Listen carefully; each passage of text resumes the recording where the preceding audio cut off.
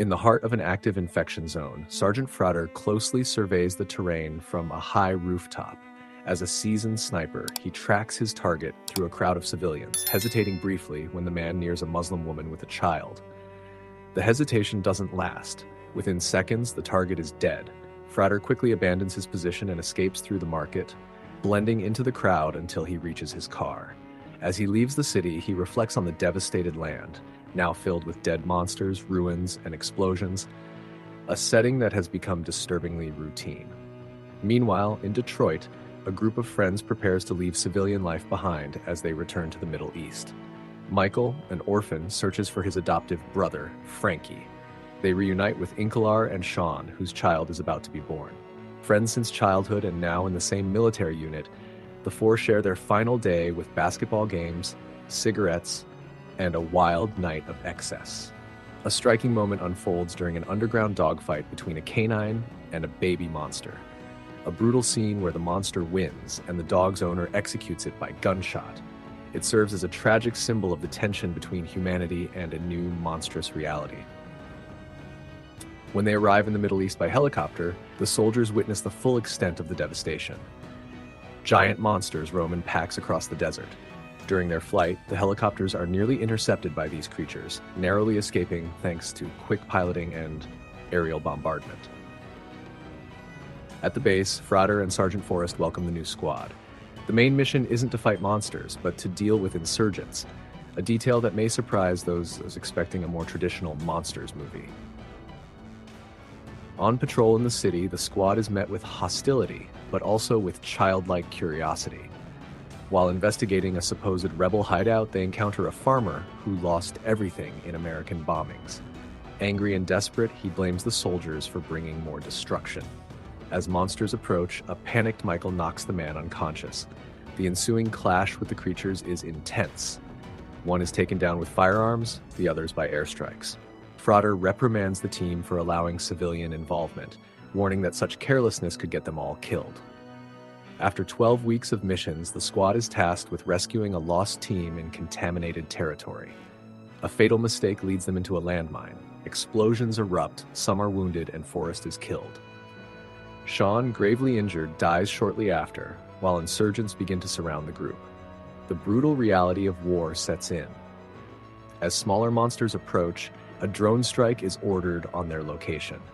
With heavy hearts, the team leaves Sean's body behind, understanding that emotions are a luxury that could cost them their lives. Frater and Michael, now the only survivors, continue on foot after their vehicles run out of fuel. In an abandoned train car, they share memories of home. Frater reveals his daughter barely recognizes him anymore. Their vulnerability stands in stark contrast to the chaos around them. The next day, they find a destroyed school bus beside a dead monster. A young boy has survived. Michael refuses to let him die. When Frater tries to suffocate the child to save him from worse, Michael stops him. Locals on horseback arrive, and after the soldiers hand over the boy, offer them shelter. In the village, Frater battles growing mental instability, especially after the boy dies. He accuses Michael of getting too close to a local woman, warning there's no room for feelings in war. One night, Michael witnesses a mourning ritual. Lanterns are floated for lost children while a grieving monster releases glowing spores. A hauntingly beautiful moment reminiscent of War of the Worlds, 2005, where alien mystery meets human tragedy. It's this contrast that makes the film stand out. Eventually, the two soldiers reach their final destination, a bombed-out city. There, they find children playing with guns, and the team they were sent to rescue completely wiped out. Frater breaks down. After shooting a civilian, he forces Michael to make a devastating decision: raise his weapon against his own commander. When Frater continues threatening innocents, Michael shoots him. In shock, Frater stumbles away, bleeding, watching distant monsters battling bombs, a symbolic death of a man consumed by a senseless war. Interestingly, this film was directed by Tom Green and set out to expand the universe of the 2010 original Monsters by Gareth Edwards, which was known for minimal visual effects and a near-documentary tone. This sequel, however, dives deeper into a critique of military occupation and the collateral damage caused by prolonged wars. If I were part of this story, I would never have left Sean behind. even with the risk.